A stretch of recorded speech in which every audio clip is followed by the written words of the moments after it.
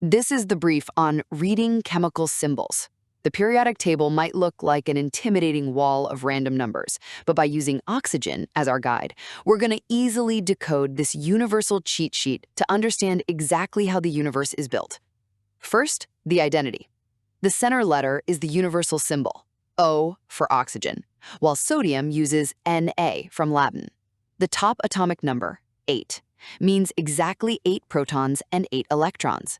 Think of this like unchangeable DNA. Change 8 protons to 6, and you literally mutate oxygen into carbon. Now that we know the core identity, we can look at the bottom to figure out how heavy it is. Second, we have atomic mass. Oxygen shows roughly 15.999. So why is this weight a messy decimal instead of a clean whole number? Well, it's because of isotopes, natural variations with different neutron counts. The mass is simply a weighted average, so it hovers near 16.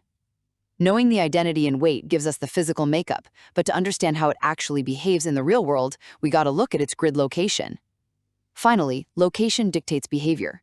Rows are periods, and oxygen is in period 2, meaning 2 electron shells. Columns are groups.